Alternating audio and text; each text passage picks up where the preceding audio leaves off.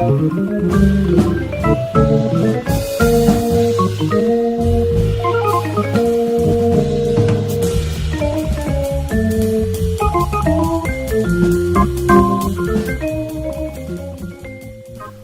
to a new edition of the Neon Jazz interview series with veteran jazz organist Pat Bianchi. He took some time out from his busy jazz life to talk about his latest 2018 CD called In the Moment, and he reflected on a December 8th, 2018 Kansas City show with Vibes cat Joe Locke and drummer Marvin Smitty at the Blue Room off 18 and Vine. This two-time Grammy-nominated cat comes from a musically gifted family. He started playing organ at the age of 7 after he got one as a Christmas gift. His grandfathers, along with his father, were all musicians, and they provided a great deal of support and guidance very early on in his musical development that led to him eventually performing with dance bands around his hometown of Rochester, New York. His hero, Joey DeFrancesco, was the ultimate reason he would leave the piano behind for the Hammond B3, and he's got some great stories. So get to know him and dig this interview, my friends. Pat, again, hey, thank you for taking a minute out for Neon Jazz. Thank you for having me. I really appreciate being a guest. Absolutely, man. So I just got to start off, before we get into your latest album, In the Moment, I caught you in Kansas City on December the 8th at the Blue Room. It was a great surprise. And you were with Smitty and Joe Locke, and you guys were tearing it up. Talk to me about that show here in Kansas City. I mean, well, first of all, the whole tour, including that show, was a blast. That trio is, to me, we've only played together a handful of times, and the last time we had played together outside of this short run that we had done this for December 7, 8, and 9 was spring of 2017, I believe. So it's been quite a while since we played together. And the thing that's really special is we sit down and play, and it's like we really had not stopped playing. Even the fact we were playing brand new compositions by Joe and some tunes we hadn't played, in a long time. I think things felt so natural and feels like in place, So it's really special in that kind of connection that we all have, I feel like. Well, and I think that's the beauty of seeing jazz live. I mean, it's one thing to hear a recording, but when you see a group collective, there was no doubt, I don't think, for anybody in that room that knew that you guys were a pretty tight-knit group, and you just could feel it in the room. So it was a pleasure to see you guys, for sure. Thank you. Was there any kind of bespectacled notion of being there off 18 and Vine with all the history that Kansas City holds?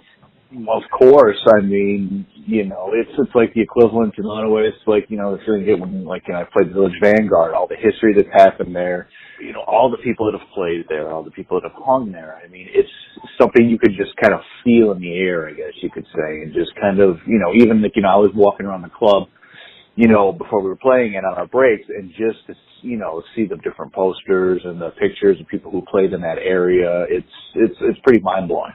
So it's a very special place for sure.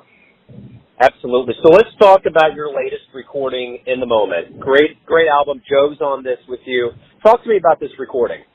Thank you. Yeah, it's a project. Well, actually, I started this project almost 2 years ago, and I got a lot of basic stuff recorded, a lot of everything pretty much recorded back then, but I just never had the time between dealing with, my main gig these days is touring with Pat Martino, a great legendary guitar player. So doing that, I teach part-time at Temple University of Philadelphia, all these different things. So the recording kind of went on the back burner for a while. But the whole idea was initially just, a lot of people that I've worked with over the years I wanted to play with, but in different formats, different trio formats, whether it would be the vibes, drums, and organ, or vocals with the organ, a couple different guitar players, which kind of was a good challenge because it put me in different places musically. Since everybody plays different, you don't play the same with everybody. It kind of gave me a challenge to rise up to, I guess you could say.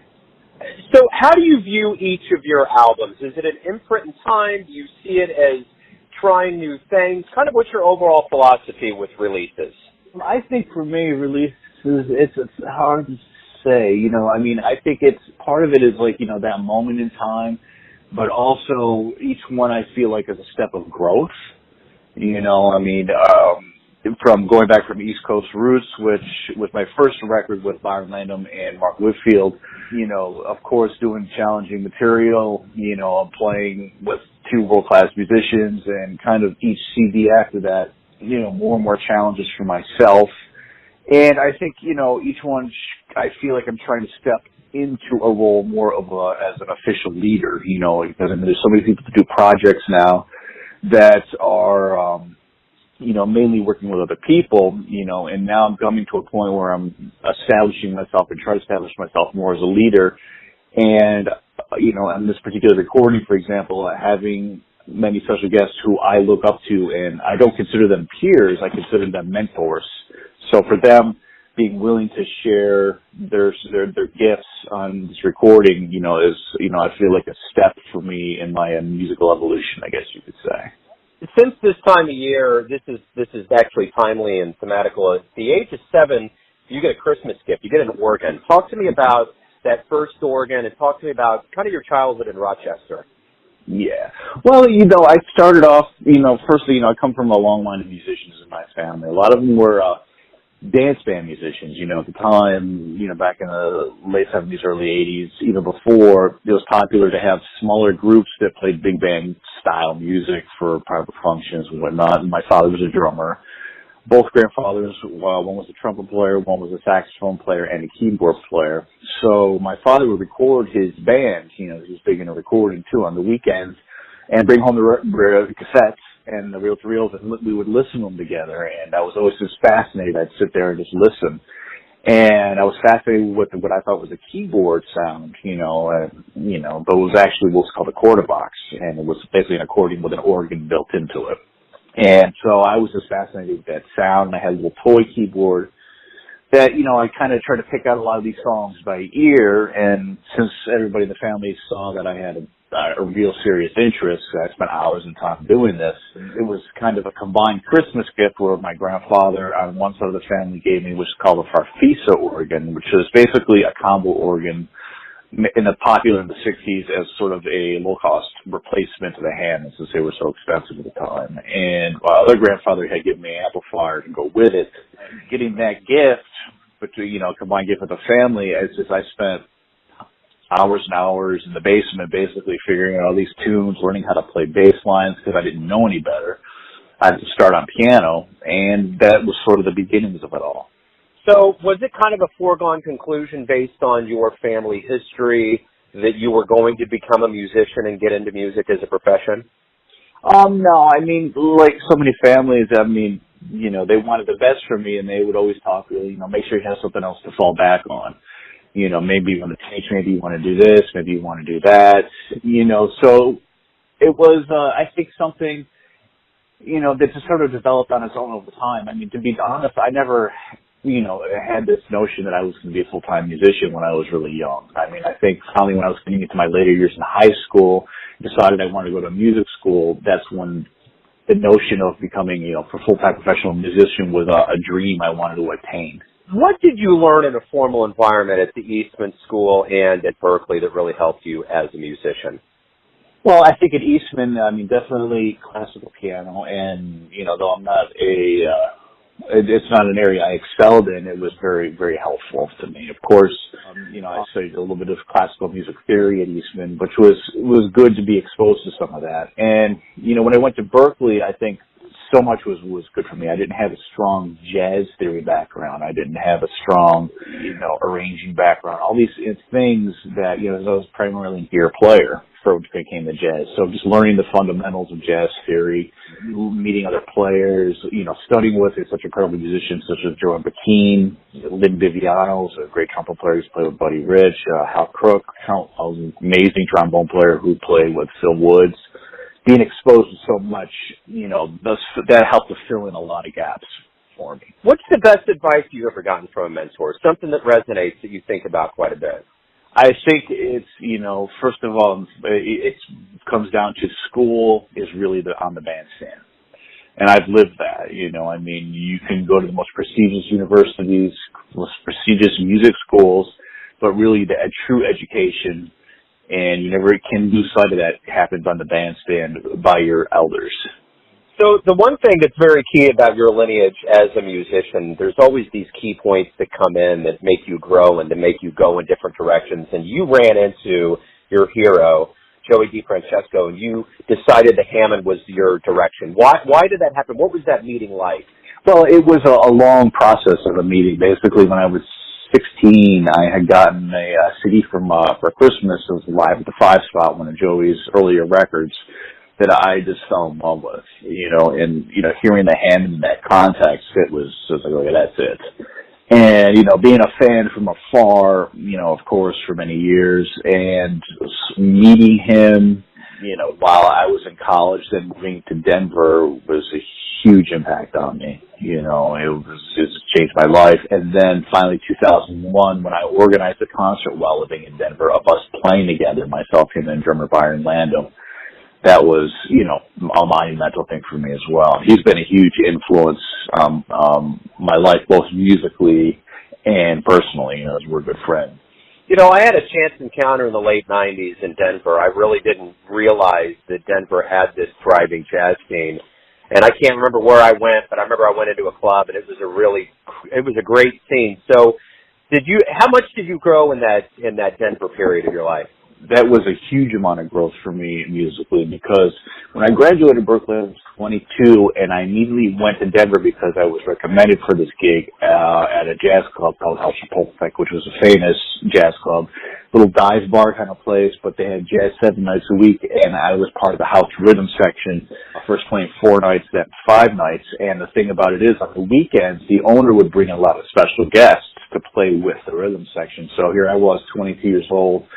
First person I worked with for the weekend was Red Holloway. I worked with Dakota State in there. I worked with Carl Fontana, all these people, and they were really nice, but they were not always easy on me. So going back to learning and education on the bandstand is a perfect example, because here's these world class legends, for lack of better words, and I'm getting schooled on the bandstand. So that was a huge importance in my life. And also that's where I really started getting back into playing organ and doing more organ gigs in a scene where I could play on a constant basis and redevelop and further my studies of B3 and kind of honing myself on that instrument.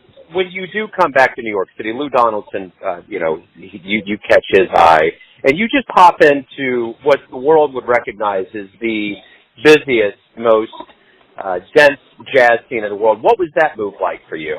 It was scary. At first it was really scary. I'd always wanted to go to New York, but, it's just like, I was fairly established and comfortable living in Denver, but I knew it was time to move on if I wanted to continue growth in my career. So I went there, as scared as can be, and started slowly meeting people. And then, within a month or two, I was working I was super busy working all the time, meeting more and more people, and then it was almost like, pinch me, is this real? I'm actually going to go play a couple gigs with Lou Donaldson, because at the time, Dr. Lonnie Smith was playing with Lou, and he couldn't make those gigs, so I was recommended. So it was a trip, really, So what did you learn from people like Lou and like Dakota and other legends that you've been around in your life that has helped you as a teacher to give back to students?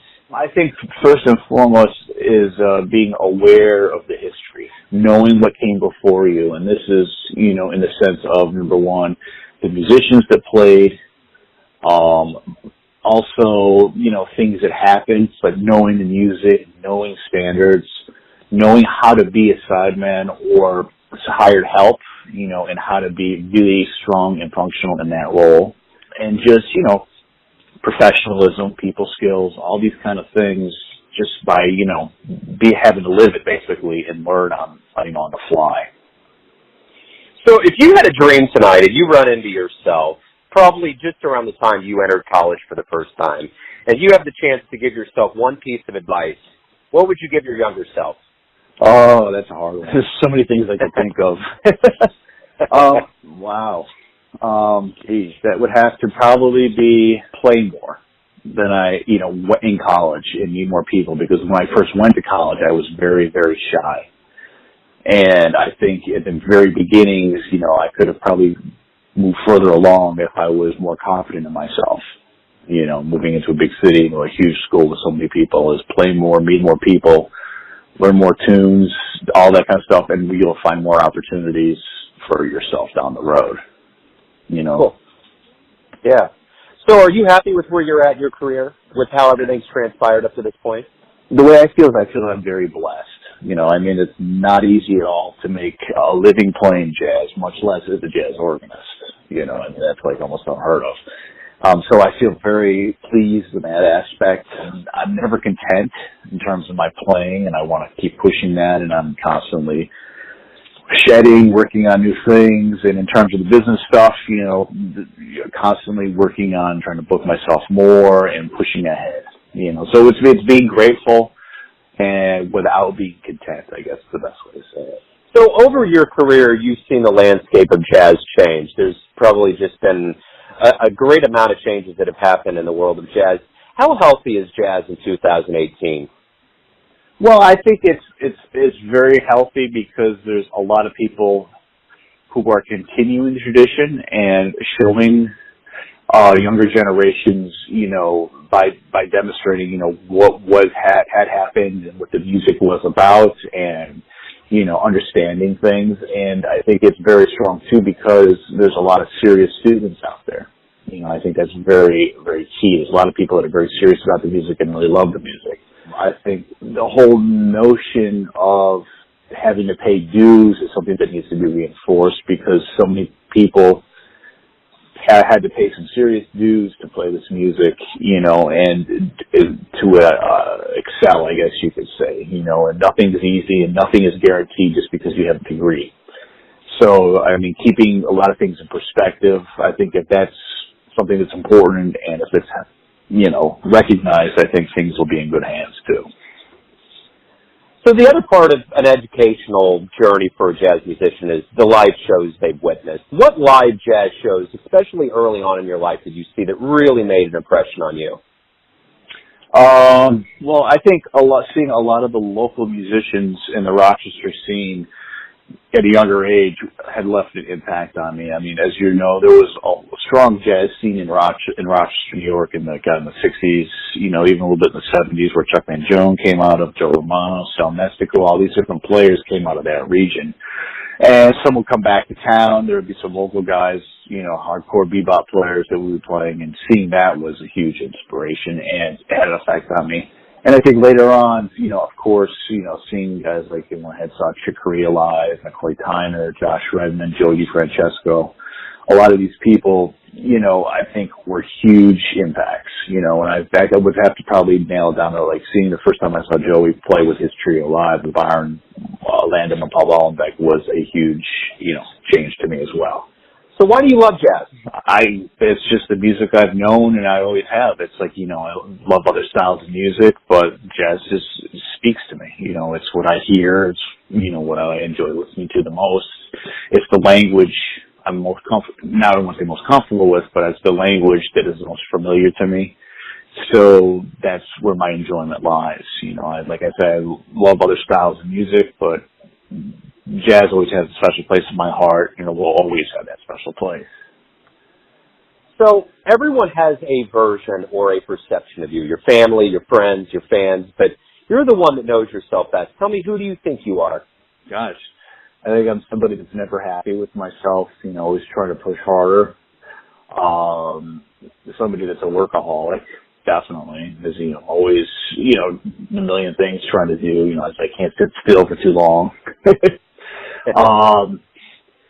Somebody who's like, can be very right-brained in one aspect, but then very left-brained at the flip of the switch, And, I think, curious in certain respects too, in terms of, like my instrument, for example, what it can't do, the mechanics of it. And, that's a hard question otherwise, but things like that, I would say. Right on. Well, you passed that final question test. Pat, thank you for taking some time to talk with Neon Jazz about your life of music. Thanks for swinging through Kansas City, and certainly thank you for all the music. Thank you so much for having me today, and it was such a blast to play in Kansas this past week. Thanks for listening and tuning in to yet another Neon Jazz interview, where we give you a bit of insight into the finest players in New York City, Kansas City, and spots all over the globe, giving fans all that jazz. And thanks to Pat for his time, his cool, and all of that music that he brought to Kansas City. If you want to hear more interviews, go to Famous Interviews with Joe Domino on the iTunes Store. Visit neonjazz at youtube.com. And for everything Neon Jazz, go to the neonjazz.blogspot.com. Until next time, enjoy the jazz, my friends.